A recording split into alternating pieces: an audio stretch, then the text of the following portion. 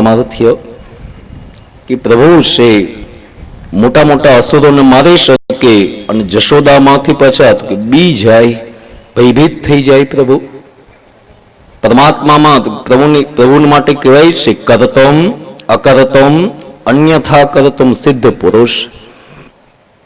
કરતમ એટલે શું? તો જે બીજા કરી શકે એવું પ્રભુ કરી શકે. માં આંખના ડોળા કાઢે ને બાળક ગભરાય તો પ્રભુ એવા કાર્ય કરે. આપણે આવતીકાલે બાળ લીલાનું શ્રવણ કરશું. એમાં આવે છે ભગવાન ખાંડણીઓ ઉપાડવા ગયા, ખાંડણીઓ ન ઉપાડ્યો. બે ચાર પ્રયત્ન કર્યા પણ ખાંડણીઓ ન ઉપાડી શક્યા. એટલે ઢસડતા લાવીને દિવાલ ભરોભર મૂક્યો. અને એ જ પરમાત્માને ગોવર્ધન ઉચકવો હતો ત્યારે તટલી આંગળીના નખ ઉપર ઉપાડી બતાવ્યો. ખાંડણીઓ ન ઉપાડી શક્યા પણ ગોવર્ધનને પાછો ઉચકી શકે. પ્રભુનું સ્વરૂપ છે. કરતમ બીજા કરી શકે એવા કામ પ્રભુથી થાય. અકર્તમ બીજા ન કરી શકે એવા કાર્ય પ્રભુ કરે. જંગલમાં આગ લાગે અને પરમાત્મા આજ્ઞા કરે બધા આંખો બંધ કરો, લાવો હું આગને પી જાઉં, દવાગ્નિનું પાન કરી જાય. એ જ રીતથી મોટા મોટા અસુરોને પ્રભુ મારે.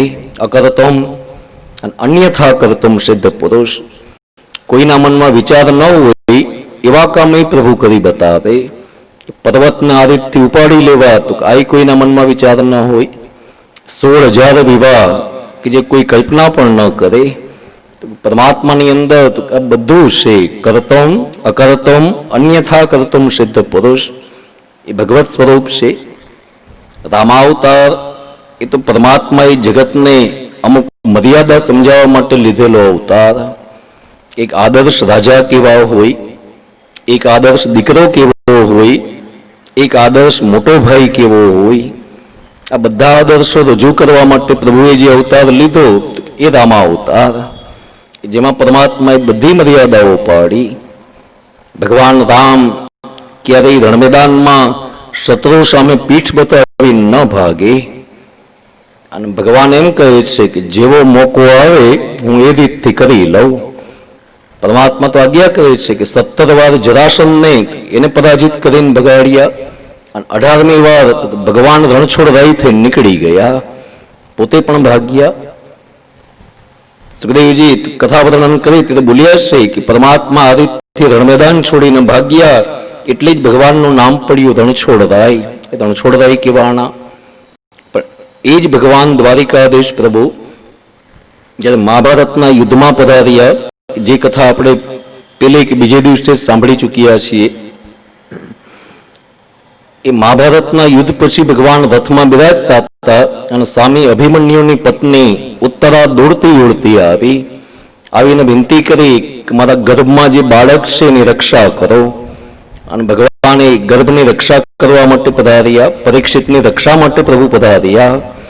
ચારેય તરફ બ્રહ્માસ્ત્રનો અગ્નિ વ્યાપ્ત હતો, એની વચ્ચેથી કેમ પસાર થવું? એટલે ભગવાન એ બ્રહ્માસ્ત્રના અગ્નિ સામે આમ હાથ રાખી અને રીતસર આણ આપે છે કે જો મારા જીવનમાં કોઈ દિવસ શત્રુ સામે રણભૂમિની અંદર પીઠ બતાવીને ન ભાગ્યો તો અગ્નિ હમણાં જ શાંત થઈ જાય. ભગવાન આ શબ્દ બોલ્યા અને બીજી જ મિનિટે બધો અગ્નિ શાંત થઈ ગયો. જરા મનથી વિચારો કે આપણે બધા જાણીએ છીએ કે ભગવાન રણમેદાન છોડીને ભાગ્યા હતા, પણ ભગવાન બોલ્યા કે હું નથી ભાગ્યો. એ પરમાત્માએ ના પાડી તો બ્રહ્માસ્ત્રના અગ્નિને પણ માનવું પડે. આ પરમાત્માનું ઈશ્વરત્વ ભગવાન જગતને જ્ઞાન કરાવે છે કે એમ ન માનતા કે હું સાચું બોલું. માનવું હોય તો એમ માનજો કે હું જે બોલું એ સત્ય વચન. પ્રભુના મુખમાંથી જે વચન નીકળે તો એને આપણે સત્ય વચન ગણીએ. એ તો કૃષ્ણાવતાર છે, પૂર્ણ પુરુષોત્તમની લીલા. રામાવતારની અંદર પ્રભુએ જેટલી લીલા કરી કે બધી લીલા માનવીય મર્યાદામાં બંધાઈને કરી છે. તમે આખા રામાયણની કથા સાંભળજો, ખ્યાલ આવશે કે રામાયણની અંદર ભગવાને જાજા ચમત્કારો નથી બતાવ્યા. ચમત્કાર કેટલા? એક 3 થી 4 જ જગ્યાએ તમને ચમત્કાર જોવા મળે આખા સંપૂર્ણ રામાયણની અંદર.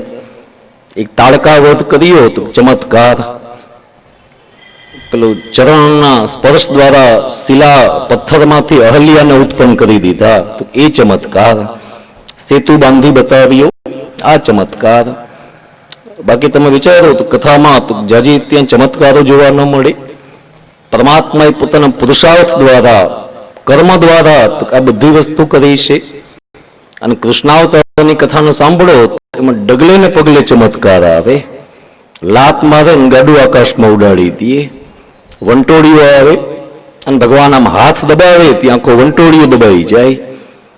એ જ રીતે એક બાળક સ્વરૂપે ઝાડ વચ્ચેથી પસાર થઈ અને મોટા મોટા વૃક્ષો પાડી દે, જંગલની આગ પી જાય, કાલિયનાગને નાથી બતાવે, બકાસુર અઘાસુર આદિ અસુરોને મારે. હજી છઠ્ઠી જેની મુક્તિ થઈ ત્યાં તો એ પૂતનાને ગતિ આપી દીધી. 6 વર્ષનું બાળક, પૂતનાની પુણ્યતિથિ ભગવાનની છઠ્ઠી, તો બે એક જ દિવસે આવે. 6 વાસાના માંડ હતા પ્રભુ, ત્યાં તો પૂતનાને તો પૂર્ણ કરી દીધી. એ પ્રભુનો ઈશ્વરત્વ બતાવ્યું કે ડગલે ને પગલે ચમત્કારના દર્શન કરાવે છે.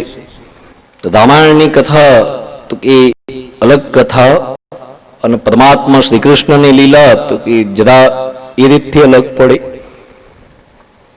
રામાયણ, મહાભારત અને શ્રીમદ ભાગવત આ ત્રણેય આપણા બહુ મુખ્ય ગ્રંથ છે.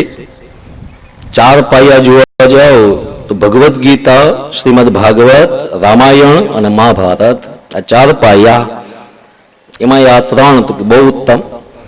પણ રામાયણની કથાને વિચારી એટલે ખ્યાલ આવે કે રામાયણના દરેક પાત્ર એટલા ઉપર બિરાજે છે, એટલા ઉત્તમ કે જેને આપણે સ્પર્શ ન કરી શકીએ. બેઠેલા બધા જરા મનથી વિચારજો કે રામાયણમાં આપણે કેના જેવા થઈ શકીએ? આપણે એકય જેવા નથી થઈ શકાતું. રામ જેવા દીકરા આપણાથી નથી થઈ શકાતું. જાનકી જેવી કોઈ વહુ ન થઈ શકે. ઉર્મિલા, માંડવી આવી કોણ વહુ થઈ શકે? લક્ષ્મણ ને ભરત જેવા નાના ભાઈ ક્યાં ગોતવા જવા? દશરથ જેવો બાપ પિતા એ ક્યાં હોય? હનુમાનજી જેવો સેવક ક્યાં મળે? આજના યુગમાં આવા સેવકો ક્યાં છે?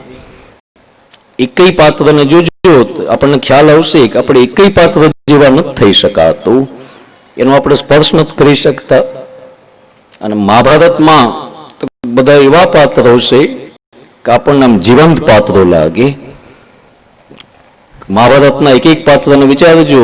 ઘણા એમ કહે કે અમારા ઘરમાં એક ભીષ્મ જેવા છે કે જોવે છે બધું પણ કંઈ બોલતા નથી. એવા વડીલો ઘણા ઘરમાં હોય.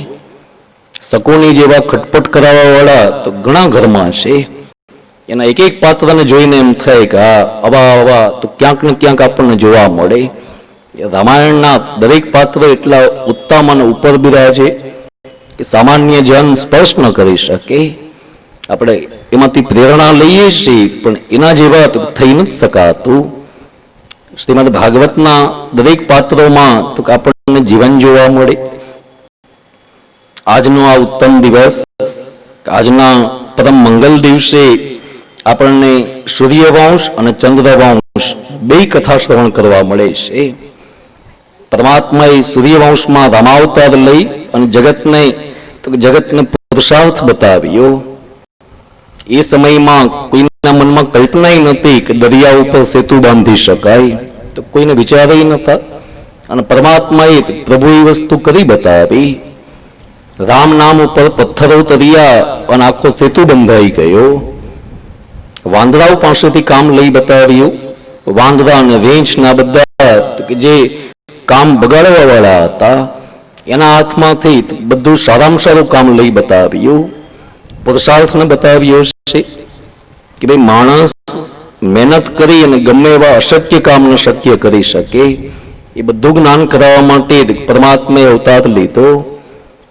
આજ કથા બતાવી છે કે સૂર્યવંશ ને ચંદ્રવંશ, રામાવતારની કથા અને કૃષ્ણાવતારની કથા બે આપણને એક સાથે શ્રવણ કરવા મળી રહી છે. શ્રી વિઠ્ઠલેશ સત્સંગ મંડળ દ્વારા આયોજિત શ્રીમદ ભાગવત જ્ઞાન યજ્ઞના આ ચતુર્થ દિને સાયમ સત્રની અંદર આપણા કથા શ્રવણ કરી રહ્યા છીએ. જેમ પેલા દિવસ આવે અને પછી રાત આવે, પેલા સૂર્યનારાયણ પધારે પછી ચંદ્રનો ઉદય થાય. ભાગવતમાં પણ પેલા શ્રીમદ ભાગવતમાં પેલા રામ કથા અને પછી કૃષ્ણ કથામાં પ્રવેશ બતાવ્યો. આપણે ત્યાં ઠાકોરજીના ચણપર્શ કરીએ ત્યારે એવો ભાવ છે કે ભાઈ પેલા ડાબી તરફ, પાછા જમણી તરફ, વળી પાછા ડાબી તરફ. તેનું કારણ જ એ કે ભાઈ ડાબો ચરણ તો મર્યાદાનો હશે, પુષ્ટિ તો આ બાજુ, પણ છતાં ત્યાં આજ્ઞા કરી પેલા મર્યાદા, પાછી પુષ્ટિ, ફરી પાછી મર્યાદા, એ રીતથી જ કરીએ. મર્યાદા દ્વારા પુષ્ટિમાં પ્રવેશ થઈ શકે. જ્યાં સુધી મર્યાદામાં પ્રવેશ નથી સીધે સીધો પુષ્ટિમાં કેમ પ્રવેશ પ્રાપ્ત થાય? જ્ઞાન કરાવ્યું. પેલા રામાવતારની કથા શ્રવણ કરી અને સૂર્યવંશમાંથી ચંદ્રવંશ સુધી જવાય છે. આપણે એ રીતથી કથામાં આગળ વધીએ. ખટવાંગા દીર્ઘબાહુશ્ચ રઘુસ્તસ્માત પૃથુશ્રવા અજસ્તતો મહારાજ તસ્માત દશરથો ભવત. સુખદેવજી મહારાજે 2 અધ્યાયમાં સંક્ષિપ્તથી રામાયણની કથા વર્ણન કરી. અધ્યાય 2 જ વર્ણન કર્યા, પણ 2 અધ્યાયમાં આખા રામાયણના સાધને સમાવ્યો છે. ખટવાંગથી કથાનો પ્રારંભ કરવામાં આવે અને ખટવાંગ એ રાજા જેનું સ્મરણ સુખદેવજીએ પણ પેલા દિવસની કથામાં કર્યું. જ્યારે પરીક્ષિત રાજાને પ્રશ્ન થયો કે 7 દિવસમાં મોક્ષ મળે કે ન મળે, ત્યારે ખટવાંગનું પ્રમાણ આપ્યું કે ખટવાંગ એ રાજા જેની પાસે મિનિટોનું આયુષ્ય હતું અને મિનિટોના આયુષ્યમાં મોક્ષ પદને પ્રાપ્ત કરી ગયા. એ ખટવાંગને ત્યાં જે દીકરા થયા એનું નામ છે દિલીપ, દિલીપ રાજા. દિલીપના હાથ એટલા બધા લાંબા કે ઊભા થાય એટલે ગૂંઠણ કરતા હાથ નીચે પહોંચે. એને ઉપમા આપી દીર્ઘબાહુ. દીર્ઘબાહુ કહેવાના.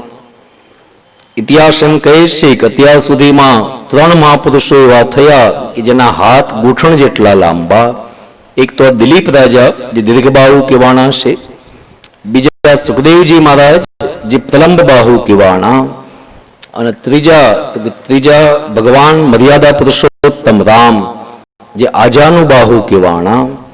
પ્રલંબ બાહુ, આજાનુબાહુ અને આ દીર્ઘબાહુ, આવા 3 પુરુષો થયા છે. દિલીપના વિવાહ ચાલતા હતા. રઘુવંશ નામનું મહાકાવ્ય કે જેમના રઘુવંશ નામના મહાકાવ્યની અંદર મહાકવિ કાલિદાસજીએ આ બધી કથા બહુ વિસ્તારથી લખવામાં આવી છે. કથાનો પ્રારંભ ત્યાંથી કર્યો. અથ પ્રજાનામ અધિપ પ્રભાતે જાયા પ્રતિગ્રાહિત ગંધમાલ્યામ વનાય પીત પ્રતિબદ્ધવત્સ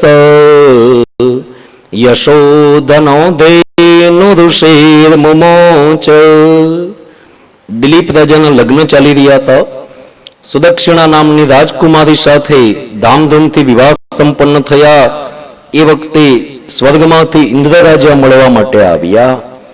સેવકોએ આ સમાચાર દિલીપને આપ્યા કે મહારાજ તમને મળવા માટે ઇન્દ્ર રાજા આવ્યા છે. એ વખતે દિલીપ બ્રાહ્મણોને કહે છે કે મને થોડો સમય આપો એટલે હું વિધિમાંથી ઊભો થઈ અને એકવાર એને મળી આવું. બ્રાહ્મણોએ રજા આપી. દિલીપ વિધિમાંથી ઊભા થયા અને ઇન્દ્ર રાજાને મળ્યા. ઇન્દ્ર બોલ્યા છે કે ભાઈ મને ખબર નથી કે હું જ્યારે તમારા ઘરે આવું ત્યારે તમારા લગ્ન ચાલતા હશે, હું તો કામ માટે આવ્યો છું. એટલે એ વખતે દિલીપ જવાબ આપે છે ચિંતા ન કરો, મારા લગ્ન સંપન્ન થઈ ગયા. લગ્નની લગભગ બધી વિધિ પૂર્ણ થઈ ગઈ છે. પોતાના હાથ ઉપર જે મીંઢોળ બાંધ્યું હતું એ બતાવ્યું કે મદન ફળની નિવૃત્તિ થઈ જાય પછી કોઈ વિધિ બાકી નથી. તમે કહો કે તમે શા માટે આવ્યા? કહેવામાં આવ્યું કે ભાઈ અત્યારે સ્વર્ગ ઉપર દૈત્યોએ ચડાઈ કરી, દેવતાઓ બધા પરાજિત થઈ રહ્યા છે. બૃહસ્પતિ ગુરુને પૂછવામાં આવ્યું કે મહારાજ સ્વર્ગની રક્ષા કઈ રીતથી કરવી? બૃહસ્પતિ ગુરુ આજ્ઞા કરે છે કે પૃથ્વી ઉપર દિલીપ રાજા એવા છે, એ એટલા શક્તિશાળી છે કે જો દિલીપ આવી અને સેનાપતિ પદ સ્વીકારી લઈએ તો સ્વર્ગની રક્ષા થાય. હું તો આપને યુદ્ધ માટે તેડવા આવ્યો, તમારા લગ્ન ચાલે છે. દિલીપ સમજાવી ચિંતા કરો માં, હું તમારી સાથે આવવા તૈયાર છું. સેવકોને આજ્ઞા આપી કે મારા ધનુષ બાણ અને કવચને તૈયાર કરો. આખા રાજમહેલમાં પવન વેગે સમાચાર ફેલાણા, દિલીપ રાજા યુદ્ધમાં જઈ રહ્યા છે. આ વાત સાંભળી એટલે દિલીપના પત્ની સુદક્ષિણા લાજનો ઘૂંટો કાઢીને સામા આવ્યા. હાથ જોડીને વિનંતી કરી કે મહારાજ, જગતમાં એવી કઈ સ્ત્રી હોય પરણીના સાસરામાં પગ મૂકતાની સાથે પતિને રણમેદાનમાં વડાવી દે? હજી તો અહીંયા પગ મૂકી રહી છું.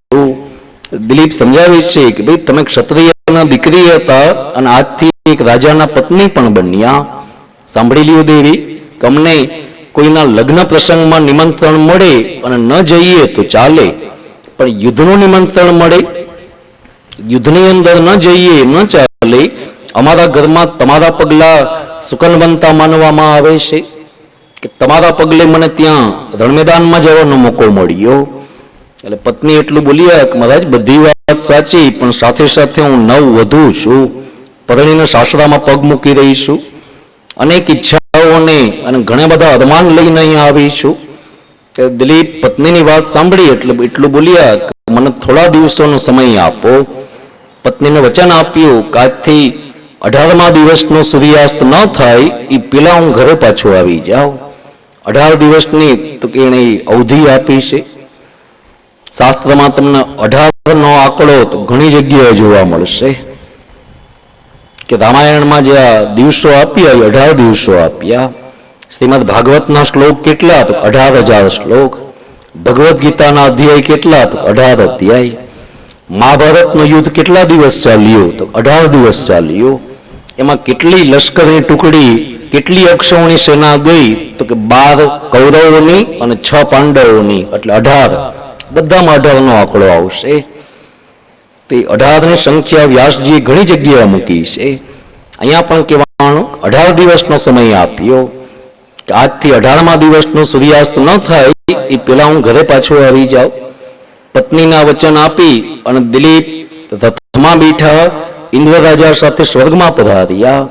સેનાપતિ પદ સ્વીકાર્યું અને ખૂબ વીરતાપૂર્વક દિલીપ યુદ્ધ લડ્યા, જેના પરિણામ સ્વરૂપ દેવતાઓ વિજયી બન્યા.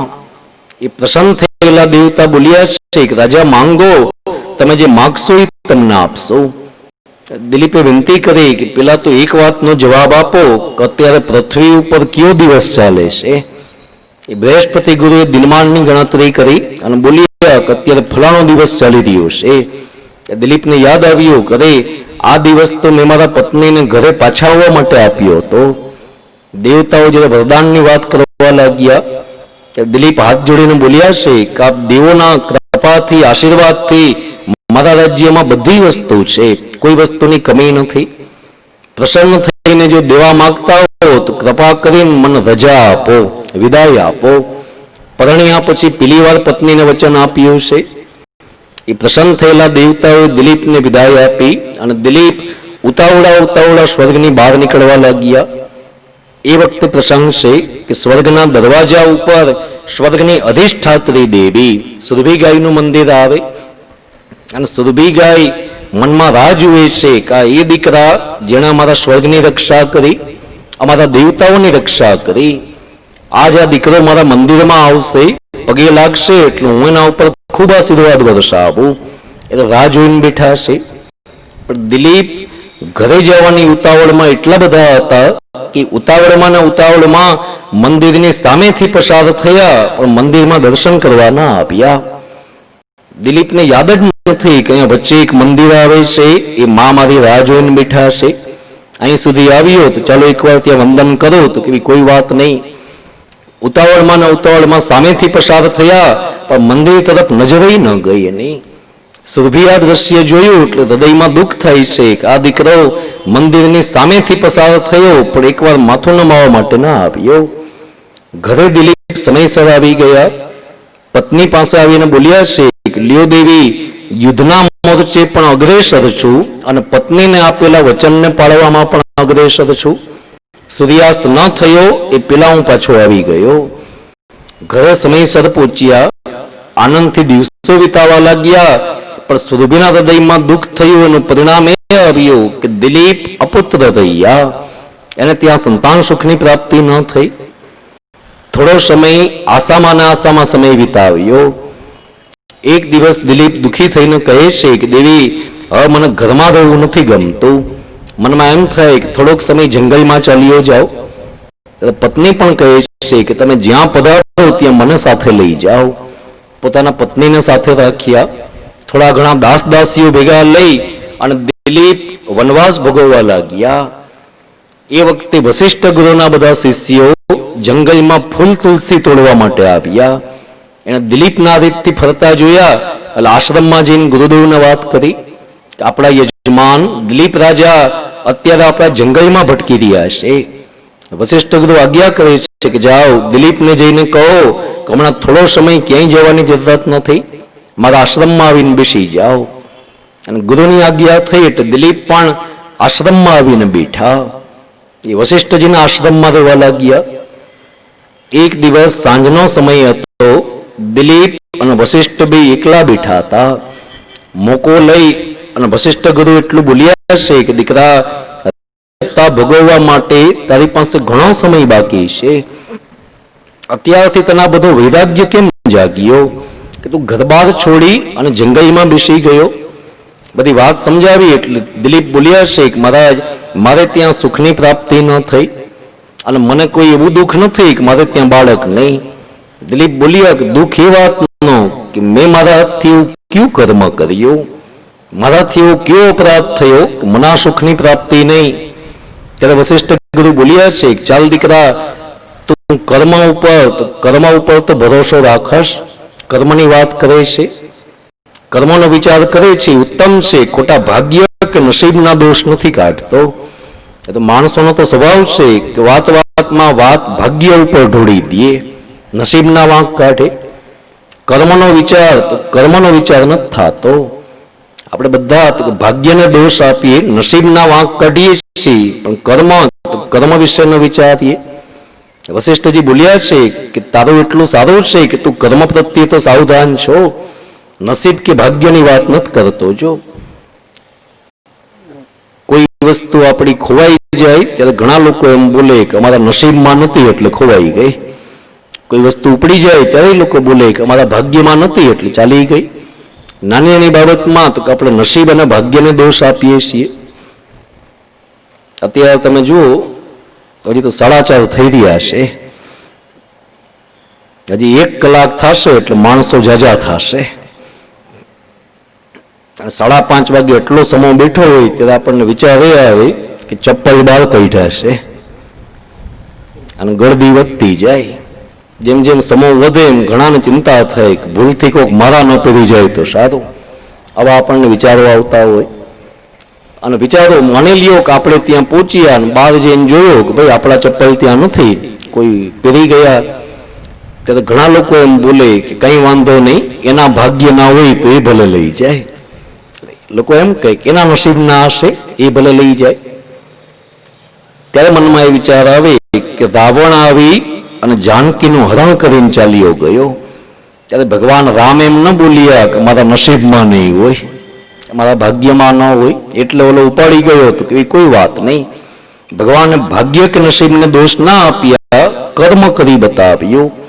સેતુ બાંધ્યો, લંકા સુધી પહોંચ્યા અને સોના જેવી ચમકતી લંકાને કાળી મેશ કરીને મૂકી દીધી.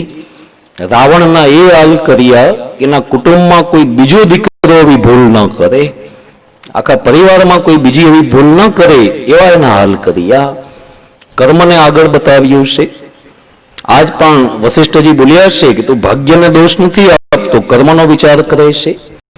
લોકોનો તો સ્વભાવ છે કે કોઈ હાથ બતાવવા જાય, કોઈ કુંડલી બતાવવા જાય, અને હાથ કે કુંડલી લોકો બતાવે ત્યારે માણસો પ્રશ્ન શું પૂછે? તો ગમે એને હાથ કે કુંડલી બતાવે એટલે લોકો એમ જ પૂછે, મારા જોવો જોઈ બંગલા કેવી થશે, ગાડી ક્યારે આવશે, પરદેશ જવાના યોગ ક્યારે છે, સંતાન અને વિવાહ બાબત. આના સિવાય તો કોઈ હાથ બતાવી નવા પ્રશ્ન કરતા જ નથી. કોઈ માણસ પોતાનો હાથ બતાવવા જાય ત્યારે એમ નથી પૂછતો કે મહારાજ મારો હાથ જોઈને કહો કે મેં સાચા કામ જાજા કર્યા કે ખોટા કામ કર્યા, હું મારા જીવનમાં બીજાને મદદરૂપ બન્યો કે બીજાને આડો આવ્યો. તો આ પ્રશ્ન કોઈ ન પૂછે. બધા ભાગ્યને પૂછે છે, કર્મનો વિચાર બધા કરે. અહીં જ્ઞાન કરાવ્યું, દિલીપને સમજાવ્યા કે રાજા તું કર્મ પ્રત્યે સાવધાન છો, સાંભળી લે તારાથી શું ભૂલ થઈ, તારો અપરાધ તારે જાણવો છે તો સાંભળ. તમારા લગ્ન ચાલતા હતા, ઇન્દ્ર રાજા તેડવા માટે આવ્યા હતા. દિલીપના બધું યાદ હતું, પણ જ્યાં સુરભીગાયની વાત આવી ત્યારે દિલીપ બોલ્યા છે કે મને એ ખબર નહોતી, હું એ નહોતો જાણતો કે મા મારી રાહ જોઈને બેઠા હશે, મારે એકવાર ત્યાં દર્શન કરવા જોઈએ. આ બધી વાત સાંભળી એટલે તરત વશિષ્ઠ ગુરુ સમજાવે છે કે દીકરા એ સુરભીના હૃદયમાં દુઃખ થયું, આ એનું જ પરિણામ કે તારે ત્યાં સુખની પ્રાપ્તિ નહીં. એટલે દિલીપ ઉભા થયા, મને રજા આપો, હું સ્વર્ગમાં જાઉં અને એવી સેવા કરું સુરભીગાયની કે પાછા એના આશીર્વાદ મને પ્રાપ્ત થાય. એટલે વશિષ્ઠજી ના પાડે છે કે દીકરા એ સ્વર્ગ છે અને સ્વર્ગની અંદર કોઈ જાતના કર્મ પુણ્યનું આચરણ નથી થઈ શકતું. દેવતાઓ બોલ્યા છે કે પૃથ્વી સ્વર્ગ કરતા મહાન છે.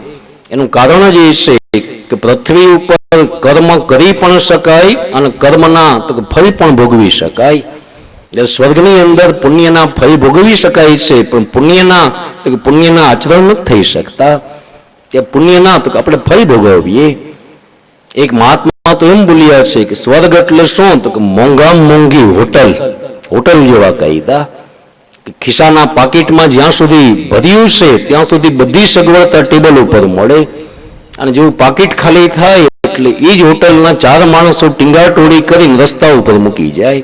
આ સ્વર્ગની રીત બતાવી કે પુણ્યના સત્કર્મના પાકીટ ભર્યા છે ત્યાં સુધી આનંદ કરો, અને જેવા પુણ્ય સમાપ્ત થયા ક્ષીણે પુણ્યે મર્ત્ય લોકમ વિશંતિ. પુણ્ય સમાપ્ત થાય એટલે ભગવદ્ ગીતામાં પ્રભુ આજ્ઞા કરે છે કે જેવા પુણ્ય સમાપ્ત થયા અને પાછું મૃત્યુ લોકમાં, તો વળી પાછા અહીંયા આવીએ છીએ. સ્વર્ગની અંદર એકઈ જાતના કર્મનું આચરણ ન થઈ શકે. આ બધી વાત સાંભળી એટલે દિલીપ બોલ્યા તો પછી મહારાજ ઉપાય મળ્યો કઈ કામનો નહીં, અમે અહીંયા નીચે છીએ, એ સુરભી માં તો ઉપર બેઠી છે, મારે એને પ્રસન્ન કેમ કરવા. ત્યારે વશિષ્ઠજીએ સમજાવ્યું કે દીકરા સુરભી ગાયની એક દીકરી છે જેનું નામ છે નંદિની ગાય. એ નંદિનીની સેવા કર, એ પૃથ્વી ઉપર છે. દીકરીની સેવા એવી કરજે કે માના આશીર્વાદ આપોઆપ પ્રાપ્ત થશે. ત્યારે પણ દિલીપ ઉભા થયા, મને રજા આપો મહારાજ, હું પૃથ્વીના ખૂણે ખૂણેથી શોધ કરું, ક્યાંય પણ તે નંદિની ગાયને શોધી અને એની સેવા કરું.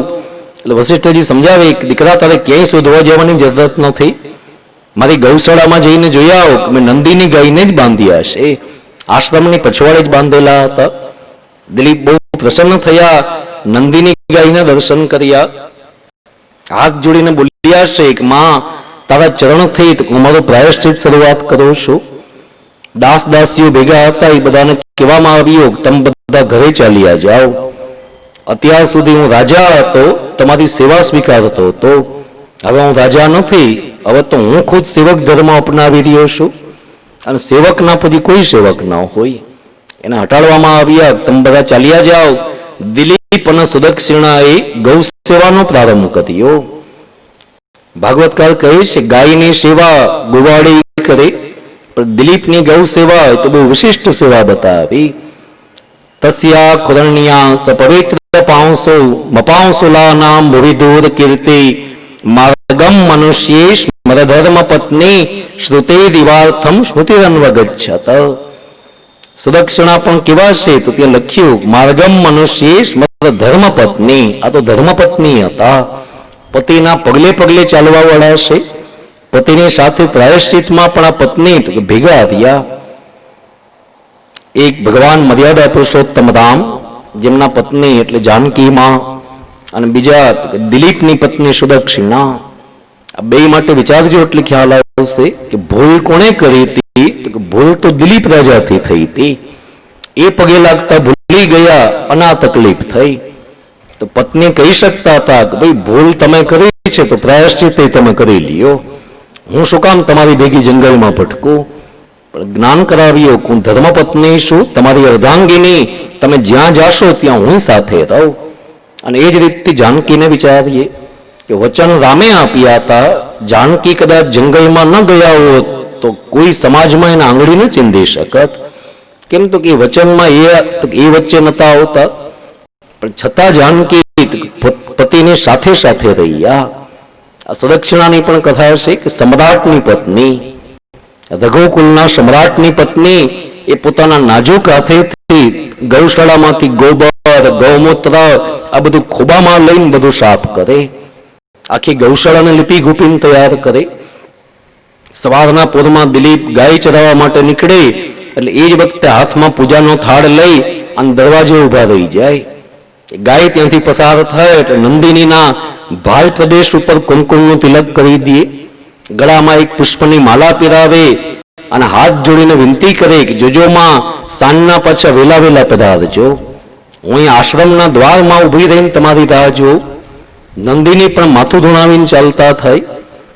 દિલીપ હાથમાં લાકડી ન રાખતા, ક્યારેય પોતાની ઈચ્છાથી ગાયને ન ચલાવે. ગાયને જે તરફ જવું હોય એ તરફ જવાની છૂટ, પોતે પછવાડે ચાલે. અને હાથમાં લાકડી ન રાખે, પણ એક મલમલનું કપડું રાખે, ઉપરણા જેવું કપડું. એના બે આંગળીથી પાટલી વાળે અને ગાય ઉપર એ મલમલના કપડાને એવી રીતથી ફેરવતા જાય કે ગાય ઉપર એક માખી કે મચ્છરી ન બેસે. એ રીતથી એની સેવા કરે. નંદિની ગાય ઘાસ ચરતા હોય એટલે દિલીપ હાથમાં ધનુષ બાણ લઈ અને ચારે તરફ આમ ચૂકી પેરો ભરે. ગાય જ્યારે જલ પીતી હોય એટલો સમય ગૂંઠણિયા વાળીને જરા થોડી વાર થાક ખાઈ લે, બાકી આખો દિવસ ઉભા જ રહીએ. સ્થિત સ્થિતા મુચ્ચલિતા, આખો દિવસ ઉભા જ દિવસ વિતાવવાનો. એ આશ્રમમાં જ્યાં સુધી પાછા ના આવે ત્યાં સુધી જંગલમાં બેસે નહીં, ઉભા જ ચોકી પેરો ભરતા. સાંજ પડે એટલે દિલીપ ગાયને લઈને પાછા આવે. એ સવારથી સાંજ સુધીમાં એના પત્ની શું કરે તો આખી ગૌશાળાને ગોબરથી લીપીને તૈયાર કરે. પોતાની રેશમી સાડી લઈ જાય, ઋષિમુનિઓની નાની નાની દીકરીઓને ભેગા રાખે અને જંગલમાં ઉપવનમાં જ્યાં પુષ્પ ખરેલા હોય એ ખરેલા ફૂલની ભારી ભરીને લઈ આવે. અને રઘુવંશમાં તો માપ આપ્યું છે કે એક વેત અને 4 આંગળ ઊંચી એટલી ફૂલની પથારી વચમાં તૈયાર કરે. અને એ પુષ્પની શૈયા તૈયાર કરે ત્યારે જુદા જુદા રંગના ફૂલ એમાં એવી રીતથી વચમાં ગોઠવતા જાય કે દૂરથી કોઈ જુએ તો એને વેલની ને એવી આમ ડિઝાઇન જોવા મળે. કોઈ આગળથી જોતા હોય તો મનમાં એમ જ થાય કે ત્યાં મખમલનો ગાલીચો પાથર્યો છે. એ સવારના કામે લાગે, સાંજ સુધીમાં તો માંડ એટલી ઊંચી ફૂલની પથારી તૈયાર થાય. સાંજ પડે એટલે પાછા પૂજાનો થાળ લઈ અને દરવાજામાં જઈને ઉભા રહી જાય. ગાય ત્યાંથી પ્રવેશ કરે એટલે માનપૂર્વક એને અંદર લઈ આવે અને પુષ્પની જે પથારી હોય તરફ આમ આંગળી ચીંધીને વિનંતી કરે કે આમાં પોઢી જાઓ. આખા દિવસની થાકેલી ગાય એ ફૂલની પથારીમાં પડે અને ઘસઘસાટ નિદ્રાધીન થઈ જાય. દિલીપ અને સુદક્ષિણા આખી રાત સુવે નહીં, એ ગાયના ચરણ ચાપે, ગાયના પગ દબાવે, ચરણ સેવા ચાલે. આ રીતથી દિવસો વીતવા લાગ્યા. 2 દિવસ, 5 દિવસ, 15 દિવસ, 17 રાત વીતી ગઈ. 18મા દિવસની કથા છે. 18મો દિવસ હતો. નંદિની ગાય ઘાસ ચરતા હતા અને દિલીપ પ્રકૃતિના સૌંદર્યને જોવામાં જરા ગાફેલ બન્યા. એ વખતે એકાએક નંદિની ગાયના ભાંભરવાનો અવાજ આવ્યો. એ ગાયનો અવાજ સાંભળ્યો એટલે દિલીપને નવાઈ લાગી છે કે આ માં આ રીતથી ક્યારેય બરાડો નથી પાડતા, આજે આવા કેમ રાડારાડી કરે છે. પછવાડે ફરીને નજર કરી તો ગાય ઉપર એક વાઘ તરાપ મારીને બેઠો છે. વાઘને જોઈને ગાય ભયભીત થયા. દિલીપે વાઘને જોયા એટલે મનમાં ગુસ્સો આવ્યો. કંધા ઉપર ધનુષ બાણ હતા, એ ધનુષ બાણ લેવા માટે આમ હાથ લંબાવ્યા. એક તરફ ભાથામાં તીર હતા, એક તરફ ધનુષ. એ ધનુષ અને તીર કાઢવા માટે જેવા હાથ કંધા ઉપર મૂક્યા તો દિલીપ પોતાના હાથ પાછા ન લઈ શક્યા. એ બંને હાથ ખોટા પડી ગયા અને ત્યાં ચોટી ગયા. ખૂબ પ્રયત્ન કર્યા, દિલીપ કંધા ઉપરથી આમ હાથ નીચે નથી કરી શકતા. એને નવાઈ લાગી કે મારા હાથ ખોટા કેમ પડ્યા. સામે ગાય ઉપર તો વાઘ હતો. વાઘને જોઈને ગાય ભયભીત થાય અને જોશથી રાડો પાડે. દિલીપને ગુસ્સામાં વિચાર આવે છે કે મારા હાથ ભલે ખોટા પડ્યા, હું દોડતા જઈ માથું મારી નીચે પાડી દઉં. એ દોડવા માટે પગ ઉપાડવા ગયા તો પગ પણ બે થાંભલાની જેમ ખોડાઈ ગયા. જ્યાં ઊભા હતા ત્યાંથી તસુભાર હલી નથી શકતા. સામે ગાય રાડા રાડી કરે છે. દિલીપના પોતા ઉપર બહુ દુઃખ થાય છે કે મારી દશા કેવી. હું જ્યારે સભામાં પ્રવેશ કરતો, રાજસભામાં આવતો, ત્યારે છડીદાર એમ બોલતા ગૌ બ્રાહ્મણ પ્રતિપાલ પધારી રહ્યા છે. મને ગૌ બ્રાહ્મણ પ્રતિપાલ કહીને બોલાવતા. અને ગૌ બ્રાહ્મણ પ્રતિપાલ કોને કહેવાય? તો કે જે ગાય અથવા બ્રાહ્મણ માટે થઈને માથું કપાવવા તૈયાર હોય એના માટે આ શબ્દ બોલાય ગૌ બ્રાહ્મણ પ્રતિપાલ. કે જે એને પાલન કરે છે, જેના પાલન માટે થઈ જે મસ્તક કપાવવા તૈયાર હોય. તે જ્ઞાન કરાવ્યું કે ગૌ બ્રાહ્મણ પ્રતિપાલ કહીને બોલાવતા એ વખતે મારી ભુજા, મારા બાવડા ફરકવા લાગે. અને આજ મારી નજરની સામે આ વાઘ મારી પૂજનીય ગાયનું ભક્ષણ કરશે. ખૂબ પ્રયત્ન કર્યા, દિલીપ હાથ પગ ન ચલાવી શક્યા. ત્યારે વાણી દ્વારા કલાવાલા કર્યા. વાઘને મનાવે છે કે જો ભાઈ આ ગાય તારા માટે ખોરાક છે, મને મારા પાપનું પ્રાયશ્ચિત આમાં મળ્યું, તો કૃપા કરીને આને છોડી દે, હું તારો ઉપકાર કોઈ દી ન ભૂલું. એટલે વાઘને પણ વાણી ઉત્પન્ન થઈ. વાઘ પણ બોલ્યા છે, અલમ મહિપાલ તવસ્તમેણા, રાજા તું મને ઓળખતો નથી. સાંભળી લે કે હું પાર્વતી દેવીનો સેવક છું, હું પાર્વતી માનો સેવક. અને મને પાર્વતી માએ મને અહીંયા ચોકીદાર તરીકે રાખ્યો છે. આખું જંગલ પાર્વતી માનો અને મારે આ જંગલની રખેવાળી કરવાની. રખેવાળી કરતા કરતા જે કંઈ ખોરાક ખાવા મળે તો એ ખાવાનો મને અધિકાર છે. અમુક જંગલો એવા બતાવ્યા કે જે કોઈ યક્ષના હતા, કોઈ જંગલ મહાદેવજીએ પાર્વતી માને ભેટ આપ્યા હતા. પ્રસંગ એવો આવે છે કે એકવાર પાર્વતી માં મંદિરમાં આવીને મહાદેવજીને કહે છે કે તમારું મંદિર છે કે ધર્મશાળા છે? મન પડે ત્યારે માણસો આવે છે. આ વિષ્ણુના મંદિરમાં જો દર્શનના ટાઈમ લખ્યા હોય, આટલાથી આટલા. તમારા મંદિરમાં કોઈ એવો ટાઈમ જ નહીં, મન પડે ત્યારે લોકો આવી જાય. એટલે મહાદેવજી પૂછે છે કે તારે શું કામ છે? એટલે પાર્વતીએ જવાબ આપ્યો કે ભાઈ ક્યારેક હું તમારી પત્ની છું તો મારે તમારી સાથે વાત કરવી હોય, કોઈ અંગત વાત હોય, કોઈ ઘરનો પ્રશ્ન હોય, મારે ક્યારે આવવું? એટલે મહાદેવજી બોલ્યા કે અત્યારે કોઈ નથી, અત્યારે આવીને વાત કર. એટલે એ વખતે પાર્વતીએ જવાબ આપ્યો કે આ પોઠીઓ સામે જ જોયા કરે છે, બહાર બેઠો બેઠો આમ સામો જ જોયા કરે આપણી. ઓલો કાચબો આગળ હોય એ મોઢું ઊંચું કરીને આપણી વાતો સાંભળે. એટલે મહાદેવજી કહે તો એક કામ કર, અંદર આવી જા, અહીંયા આવીને બાજુમાં બેસીને બોલ. ત્યારે પાર્વતીએ જવાબ આપ્યો કે તમે એકલા તો છો નહીં, ભેગી ગોખલામાં ગંગાને લઈને બેઠા છો. શિવ મંદિરમાં તો ગંગા અંદર જ હોય. બારણા પાસે જુઓ તો એક બાજુ હનુમાનજી ને એક બાજુ ગણપતિ. આમાં વાત ક્યાં કરવી? કોઈ એવું સ્થાન બતાવો કે આપણા બે સિવાય કોઈ અંદર ના આવી શકે, હું જો ઈચ્છું તો જ પ્રવેશ લઈ શકે, આવી કોઈ જગ્યા બતાવો. ત્યારે મહાદેવજી પાર્વતી માને બે જંગલ ભેટ આપ્યા, બે વન ભેટ આપ્યા. એક જંગલ એવું આપ્યું કે જો આમાં કોઈ પુરુષ પ્રવેશ કરશે તો સ્ત્રી બની જશે. જે આપણે વાત થઈ હતી, સુદ્યુમ્ન નામનો રાજકુમાર ઘોડા ઉપર બેસીને શિકાર કરવા ગયો અને રસ્તો ભૂલી ગયો. એક ઘોડો હતો તો એ ઘોડો ઘોડી બની ગયો અને રાજકુમાર હતો એ રાજકુમારી થઈ ગયો. પછી તો એ બહુ તકલીફ થઈ બિચારાને. લગ્ન થયા, બાળકો થયા, બધું થયું. અને છેલ્લે પછી ખબર પડી કે હું તો સૂર્યવંશનો રાજા છું. એટલે પાછા ત્યાં આવ્યા અને ઋષિમુનિઓને વિનંતી કરી કે મને પાછું સ્ત્રીમાંથી પુરુષ બનાવી દો. અને એ વખતે ઋષિમુનિઓએ એવી વ્યવસ્થા આપી કે 1 મહિના માટે પુરુષ બને અને 1 મહિના માટે સ્ત્રી થઈ જાય. એટલે પુરુષ બનતા ત્યારે રાજગાદી ઉપર બેસીને રાજ કરતા અને સ્ત્રી બને એટલે દોડતા દોડતા પાછા જનાનામાં ચાલ્યા જાય.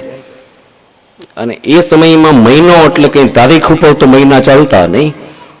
પેલી તારીખથી પેલી તારીખ એવી તો વાત ન હોય. દિવસો બધા અલગ અલગ હોય છે. કોઈ દિવસ 23 કલાકનો હોય, કોઈક દિવસ 18 કલાકનો હોય, કોઈ તિથિ 12 કલાકમાં પૂરી થતી હોય. એટલે આ રીતથી ગમે ત્યારે મહિનો પૂરો થાય. અને જેવો માસ પૂર્ણ થાય એટલે એમ રાજા બનીને વાત કરતો હોય એમાંથી એકાએક સ્ત્રીના વેશમાં આવી જાય. એટલે પછી શરમ આવે એટલે દોડતા દોડતા અંદર ઘરમાં ભાગી જાય, જેનાથી પ્રજા સુખી ન થઈ. અને એ વંશમાં પછી આગળ રાજાઓ બધા બતાવ્યા. એ સુદ્યુમ્નની કથામાં પણ આ ઉલ્લેખ બતાવ્યો છે. અને બીજું આ જંગલ કે જેમાં અત્યારે દિલીપ રાજા આવી ગયા,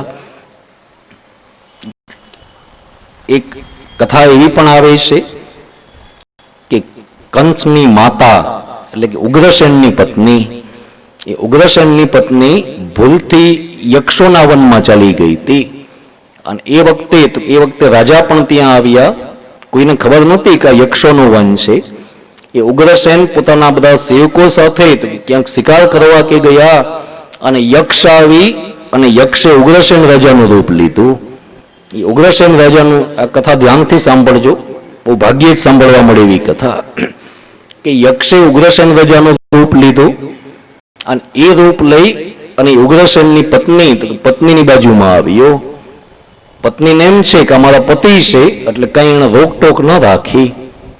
અને યક્ષે એ ઉગ્રસેનની પત્નીની બાજુમાં આવી ગયા. કોઈ પણ પોતાનું રૂપ બદલી શકે, આજે માયાવી હોય તો એ રૂપ બદલી શકે, પણ ત્યાં લખ્યું છે કે રૂપ બદલાય છે, કોઈનો અવાજ નથી બદલાતો. કોઈના અવાજ ન બદલી શકાય, સ્વરૂપમાં ફેરફાર થાય, રૂપ બદલાઈ જાય.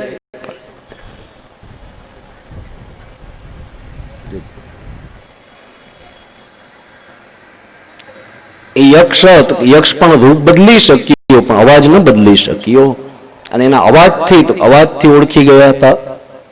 આજ પણ કથા બતાવી કે દિલીપ રાજા પણ જે જંગલમાં આવ્યા એ પાર્વતીમાનું જંગલ. વાઘ બોલ્યો છે કે રાજા તું એક કામ કર, ધણમાંથી બીજી ગાય શોધી લે, બીજી ગાયને શોધીને એની સેવા કરજે. કે દિલીપ પણ બોલ્યા કે ભાઈ મારે બીજી ગાયની સેવા નથી કરવી, મારે સેવા તો આની જ કરવાની છે. જો એટલું યાદ રાખજે, એ તકલીફ છે.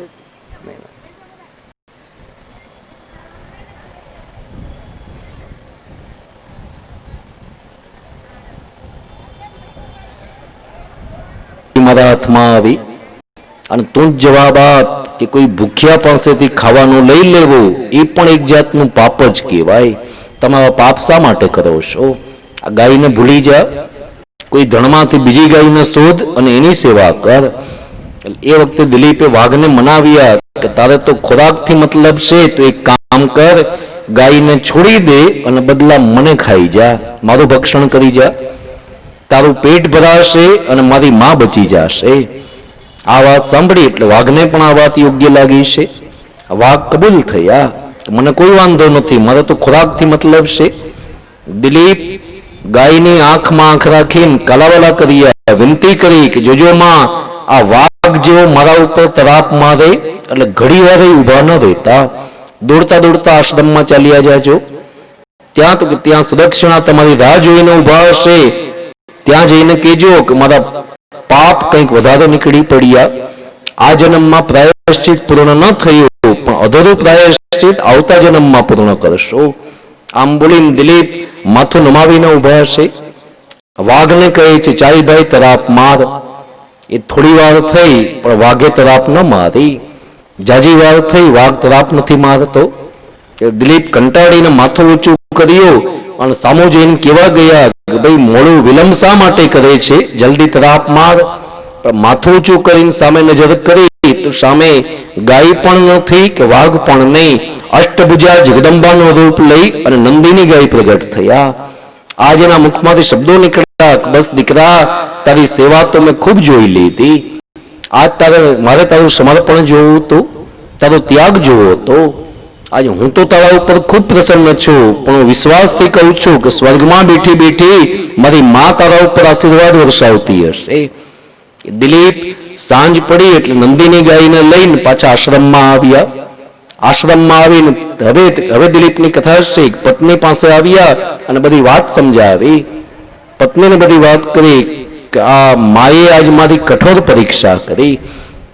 અને એ વખતે કથા છે કે નંદિનીના આશીર્વાદ સુદક્ષિણા ઉપર ઉતર્યા. સુદક્ષિણાના ઉદયમાં ગર્ભ રહ્યો. 9 માસ પૂર્ણ થતા એક તેજસ્વી દીકરાનો જન્મ થયો, જેનું નામ રાખવામાં આવ્યું રઘુ નામના દીકરા. એ રઘુને ત્યાં પૃથુશ્રવા દીકરા થયા. આ રઘુ નામના દીકરા કે જ્યાં ત્યાંથી રઘુવંશની શરૂઆત થાય છે. એ રઘુને ત્યાં પૃથુષદવા નામના દીકરા, પૃથુષદવાને ત્યાં અજ નામના દીકરા, અને અજને ત્યાં મહારાજા દશરથનો જન્મ થયો. દશરથ રાજાના 3 વિવાહ, કૌશલ્યા, સુમિત્રા અને કૈકેયી. સંતાન સુખની પ્રાપ્તિ માટે દશરથ રાજાએ પણ પુત્રેષ્ટિ યજ્ઞ કર્યો. પુત્રેષ્ટિ યજ્ઞ કરવામાં આવ્યો. દીવાભાઈ એના ઘરે જ સમાચાર દઈ દેવા એમને, બસ તો વાંધો નહીં. બસ પરિવારના હોય તો વાંધો નહીં.